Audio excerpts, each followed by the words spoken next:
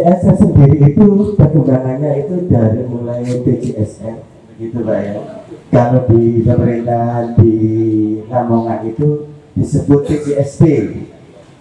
Nah, TJSR itu adalah tanggung jawab sosial lingkungan, TJSP itu tanggung jawab sosial perusahaan, dan CSR itu adalah corporate social responsibility.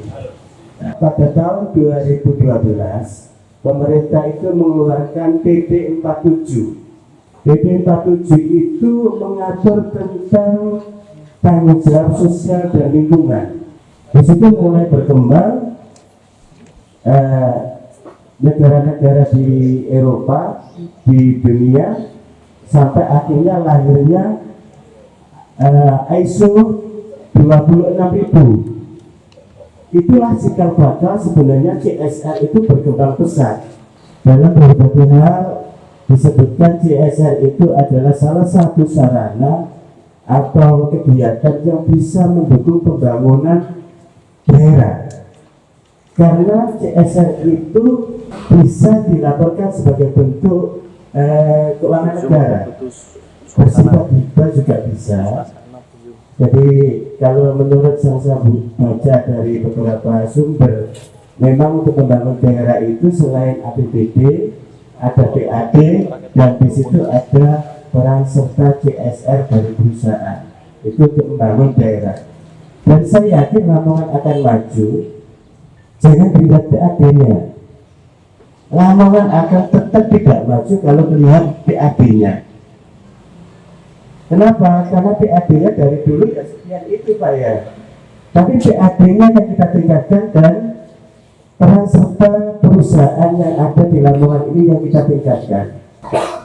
Alhamdulillah saya membuat beberapa analisis tentang CSR di Kabupaten Lamongan, mulai dari kajian hukum juridisnya sampai pada strategi implementasinya. Saya membuat sebuah penelitian skala kecil di sini, dan memang sebenarnya Bapak Litbang ini sudah maksimal untuk membentuk sebuah tim. Jadi tim CSR itu sebenarnya kalau mengacu pada perda, Lamongan ini mengeluarkan perda tentang CSR. Lamongan ini sudah membentuk perda. Perda itu dikeluarkan nomor 9 tahun 2013.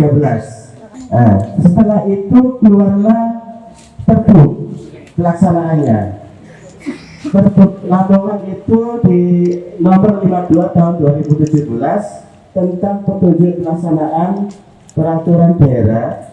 Di situ adalah di Perbuk ya, nomor 9 tahun 2013 ya. Itu tentang tim fasilitas CSR dan forum CSR, begitu ya Pak ya, forum CSR Kabupaten Lamongan. Jadi memang ada dua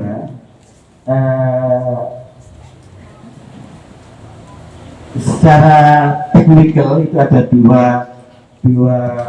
tim, yaitu tim fasilitator itu ada di bawah Bapak Litbang, begitu ya Pak Hamed ya. Dan forum CSR itu kebetulan dikeluarnya Perbuk itu adalah Bapak Sigit selaku Kepala Cabang Bank Jatim di Lamongan. Nah itu. Dalam pelaksanaan juga di dalam Perbuk itu Pak Sigit juga dibantu oleh beberapa OPD di situ. Tugasnya itu adalah untuk memfasilitasi peran serta perusahaan dalam pengembangan CSR di Lamongan, peran sertanya.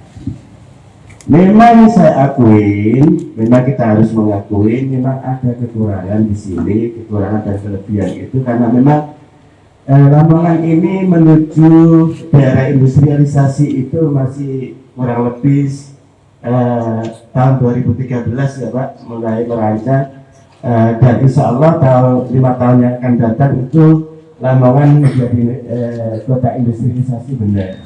Tapi memang CSR ini sebagai salah satu komponen untuk membangun daerah Lamongan, maka harus benar-benar disiapkan secara matang.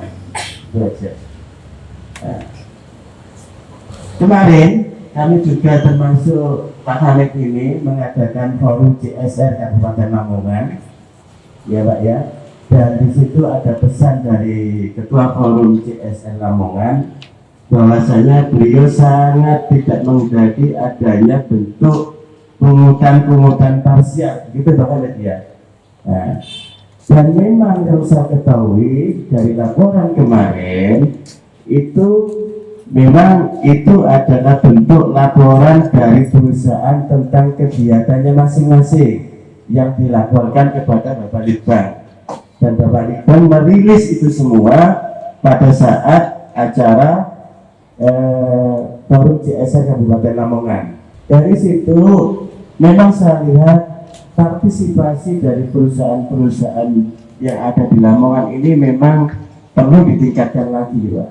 Karena memang saya lihat dari komunikasi, koordinasi ini masih sangat kurang maksimal. Itu kurang maksimal.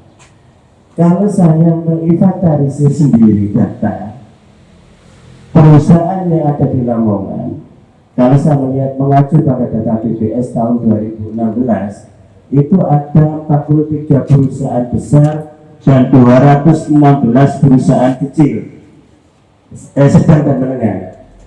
Tapi ketika saya membuat survei sendiri, itu ada 89 perusahaan besar dan ada 581 perusahaan menengah. Ada sekitar 1.300 perusahaan kecil. Itu. Kalau itu dari survei saya sendiri segitu. Artinya memang Lamongan ini sudah layak untuk menerapkan CSR secara maksimal di dalam media. Kemarin dalam koordinasi kita sangat kesulitan untuk data, menurut data itu sangat kesulitan karena masing-masing OPD itu tetap kukuh pada pendiriannya, tidak mau memberikan data. Memang saya akui itu, dan harus saya sampaikan memang benar. Ya, benar itu adanya. Ketidakannya itu saya melihat belum ada sinkronisasi data. Jadi memang transparansi datanya itu masih perlu ditingkatkan lagi, itu menurut saya. Dan tingkat koordinasi di masing-masing OPD ini memang perlu ditingkat lagi. Istilahnya kalau orang-orang di instansi itu apa, bersinerginya kurang gitu ya Pak Hamid ya, masih kurang bersinergi gitu ya. Desa ini seharusnya terlibat dalam forum CSR. Jadi saya mengkategorikan begini, kalau saya membuat konsep, ini konsep saya, CSR itu ada CSR tingkat kabupaten, ada CSR tingkat kecamatan, dan ada CSR tingkat desa. Tujuannya apa? Tujuannya itu mempermudahkan pendataan dan sinergitasnya perusahaan desa dengan kabupaten gitu. Jadi itu menurut saya.